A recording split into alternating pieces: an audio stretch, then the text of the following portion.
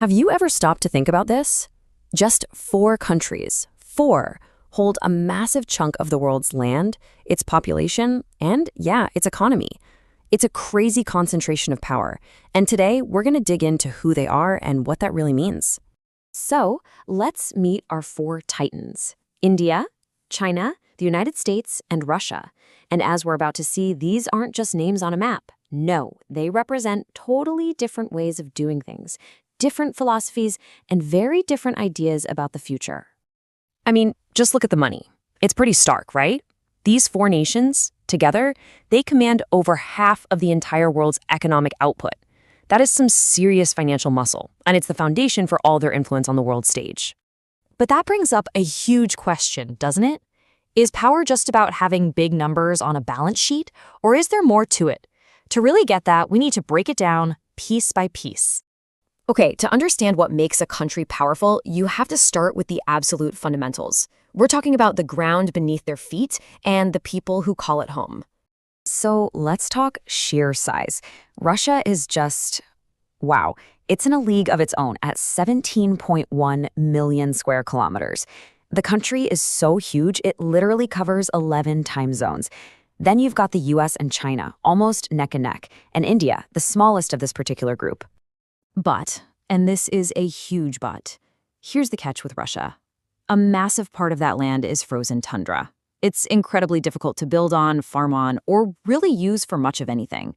So yeah, the land area is enormous, but how much of it is actually useful? That's a whole different story. Of course, land is only half the equation. You need people. And on that front, India and China are absolute giants. We're talking over 1.4 billion people each. To put that in perspective, the United States has about 340 million. And Russia, with all its unbelievable territory, its population is just 146 million. Think about that for a second. That incredible imbalance between land and people, that's one of the biggest strategic challenges the country faces. This leads us to a fascinating concept: density. How crowded is it? And the numbers are wild. In India, you've got 430 people packed into every single square kilometer. Now, compare that to China at 150, or the US with a pretty spacious 36. And a number like that isn't just a statistic. It shapes the entire culture. It's why for everything from getting into a good school, to landing a job, to even starting a business, life in India is defined by intense everyday competition. All right, so we've got the land and the people. Next up, let's look at the engine that powers everything, their national wealth, which we measure using gross domestic product, or GDP. Looking at the economic leaderboard, the hierarchy is crystal clear. The US is still number one, with a GDP of over $26 trillion. It is the world's ultimate consumer market. China is right behind it, the undeniable factory of the world, at over 17 trillion. And India's economy, which is growing like crazy, is at about 3.6 trillion. And Russia, its GDP is around $2.2 trillion. Its economy really runs on its massive oil and gas reserves, but it's also been held back by things like international sanctions. But listen, these massive, mind-boggling national numbers are really only half the story. To get what's actually happening on the ground, you have to look at what all this wealth means for the average person. And this is such a critical question. How much of that multi-trillion-dollar pie actually makes it to the citizens? The answer might really surprise you. So, when we divide it all up, the picture changes dramatically. The average person in the US makes over $75,000 a year. In Russia, it's about $14,500. And in China, it's around $12,500. So what about India? The per capita income there is around $2,600. Now, this isn't a sign of weakness. It's just simple math.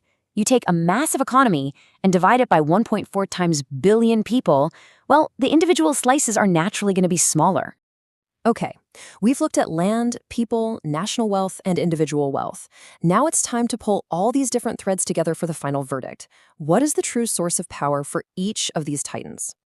You really can't understand where they are today without a quick look back. The US really cemented its role as a global leader after World War II.